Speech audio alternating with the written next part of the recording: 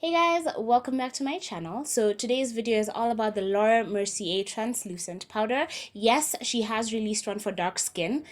It is amazing. Apparently, it has just broken the Black Beauty World internet, and that's freaking awesome. But I haven't gotten my hands on that yet. So I am going to be talking about the white powder and comparing it to the Black Opal Deluxe Finishing Powder in medium.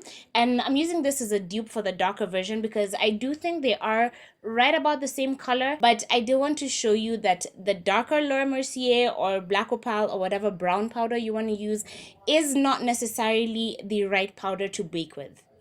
So if you want to see my thoughts on these two powders and see a demo of the actual comparison, then keep watching.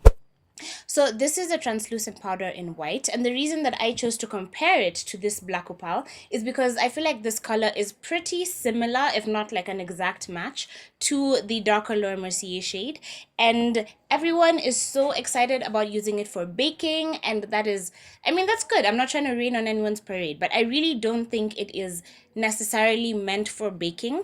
I use this as an all-over face powder, and because it is a near exact match to my skin tone, even if it is like a few shades lighter or darker, it will still work for you because it blends into your skin. You're not supposed to really pile on the powder anyway, so it's just that little bit of color that's left on your skin will blend in so beautifully and make you look amazing as a woman of color. It is a bit more difficult for us as darker skinned ladies to use this all over our faces.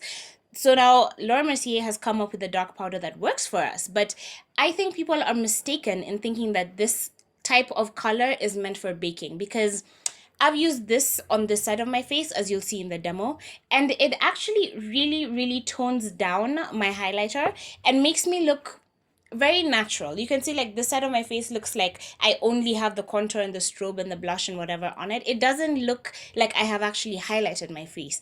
Meanwhile, this side of my face looks really, really beat. Like, it does have its own highlight, its own contour, plus the strobing, plus the blush, all of that. So if you are looking for a more natural, sort of subtle highlight, this is the way to go, because no matter how light your concealer is, because I use the LA Girl Pro in Toffee and it's made it look like my skin. So you are basically doing no work, because you put a lighter color and then you put a darker color on top of it. It just tones it down too much. Like, in my opinion, it tones it down way too much. I like this because a white color on top of the lighter color, it actually maintains the effect that you do want when you're highlighting your face. So I think this should still be our go-to highlighter color because it is amazing, as you can see, because I have used this on this side and the darker one on this side. But does my face look crazy? No. This side actually does start to match this side if you just give it a few minutes to sit on your face, because as you'll see in the demo, when I just brushed it off of my face immediately, it did look ghostly. It did look a bit crazy, but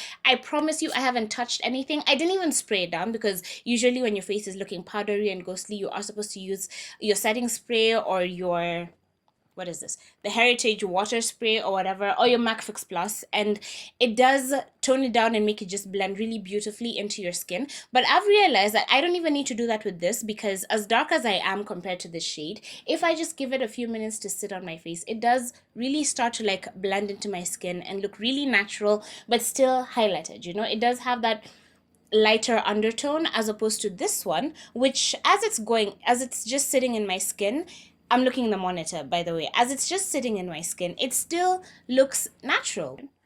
If my face looks a little shiny, it's because I'm using a dewifying foundation and I haven't set anything. There's no powder on my face at all, because I really want to demonstrate this point. So I'm going in with my beloved LA Pro concealer, and I'm just going to highlight underneath my eyes.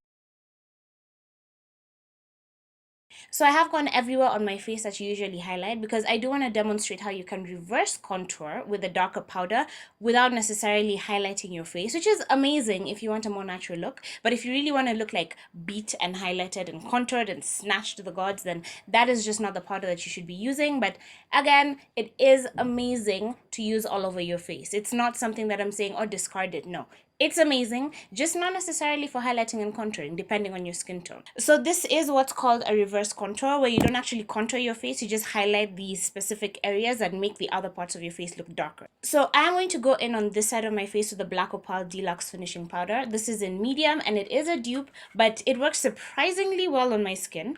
And you can see the color right there. I hope it doesn't spill everywhere, but you can see the color is almost like an exact dupe almost of the new Laura Mercier. So I'm going to use this on this side, and then I'm going to go in with the original Laura Mercier translucent powder on this other side of my face. And you can see this is the white one.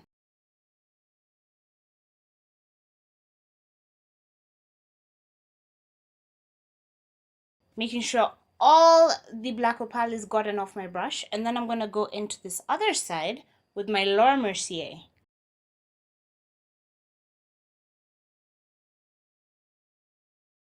So it's been about 15 minutes that I've had this baking on my face. So I'm going to use my kabuki brush and just dust it off. And I'm going to start off with the light side so that we can't say that, oh, the darkness of the powder affected the results on this side. Like, no. So as I'm patting and dusting it, so I want to push it back into my skin as well as dust it off. And as you can see, my face does look a little bit ashy, but there is a way to fix that. It's not that you just discard the Laura Mercier original, because now we have this color. So I'm just going to dust off my brush, going into my black opal and just dusting it away. So you see, I have created a reverse contour on my face, but the rest of my face does still look a little bit brightened, but not too bright. So if you are looking for a more natural contour, this is the way to go. But for those of us who want to look really, really beat, like, do you see the difference? This highlighted side looks a lot brighter than this one. And it's not just about it looking ashy, because the ashiness is something that goes away as you pile on the rest of your product, because now you're going to strobe, you're going to put blush, you're going to do whatever, and it's just going to make it blend in really, really well.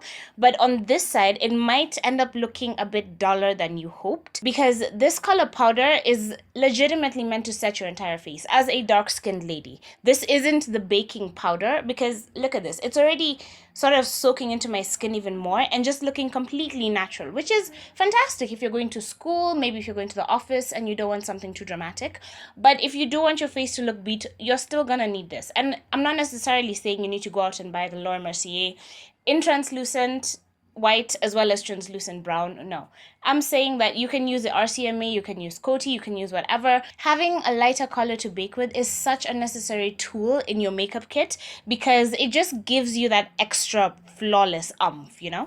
Do you see that even as I sit here and try to work it in my skin, it's already starting to look really natural. Like, not necessarily as natural as this side, but it is looking like a more natural highlight. And that's what I like. So now, to really test out the darker setting powder, I'm going to go in with my LA Girl Pro Conceal in Dark Cocoa, and I'm going to use that to contour both sides of my face. So since we all know I can't set the darker part with my Laura Mercier because it is white and it will just cancel out the entire effect of contouring, I'm going to use my Anastasia Beverly Hills contour powder just to set on this side, and then I'm going to go in with my black opal to set the contour on this side of my face without baking. So before I go off and do a full face of glam, I just wanted to show you both sides and what the result was without any other products on top of them. So this side was the Laura Mercier translucent powder in white, and the contour was set to the Anastasia powder. Meanwhile, this side was the black opal in deep, in medium, and it's set all over. No extra powders were used on this side. And I think we can both agree that this side, while it does look contoured, it doesn't really look highlighted, you know? So I would have to go in with a heavier hand and a heavier contour in order to get that really va-va-voom look, you know? But I do feel like this side does stand out a bit more, and it does look much more glam than this one ever could, just because the black opal does blend into my skin so well that even the light LA Girl color that I used will definitely get darkened in the process of using it. So it's not amazing for highlighting, for contouring, for baking, but it is absolutely amazing for setting all over your face. I am using this in place of the darker Laura Mercier because I haven't had a chance to get that yet. I do believe it's the same case for that one as well, because these colors are meant to blend into your skin. Unless you are like this beautiful melanin Sudanese girls or something, I don't think it's going to work for highlighting your skin in any shape or form. Both sides settle into your face really, really beautifully. So it doesn't really matter if you use a brown powder or a white powder to bake, because if you just give it a few minutes to sort of accustom to your skin and let your oils come through a little bit, then it is going to look very natural. So I think this just looks like a really good highlight, and this just looks like a really barely there, like you really have to squint to see it type of highlight, and that's not what I'm going for when I do up my face. So as you can see on my face, it's been about 10 minutes that I've had it on, and I think it looks freaking awesome. Both sides look amazing. Don't get me wrong. This is not throwing shade or hate or anything on the darker Laura Mercier, because I think that is a powder worth getting. I am not saying that you should go out and get this instead of the Laura Mercier. I think the Laura Mercier just has something really special about it. It doesn't dry out your skin, even if you have dry skin. Keeps you matte all day, I think about 6 to 8 hours or something. I need to test that. But it is a really, really good powder. And as a woman of color, we need to be celebrating that they have released one that we can use all over our face. I just don't believe that the color that you use all over your face can be used to highlight your face as well. I don't think that's even a rational thought to have, you know? So I just really wanted to make a video to show you that and to show you how the Laura Mercier in white still performs, because if you're like me and you still have an obscenely full tub of this and you're thinking about getting the brown one, if you're only getting it for highlighting, maybe don't do that. It would be a waste. If you're getting it for all over your face, which I have just convinced myself I desperately need in my life, get it for sure. Whether you're getting the dark one or you're getting the light one, I think it is definitely a worthwhile investment. And I think I've finally done my Laura Mercier review, because it's been coming for a really long time. But I really hope you enjoyed that video. I hope you found it helpful. I hope you found some information that you can use. Please give me a thumbs up if you did enjoy it. Leave me a comment down below. Let me know what you thought. And I will see you in my next video.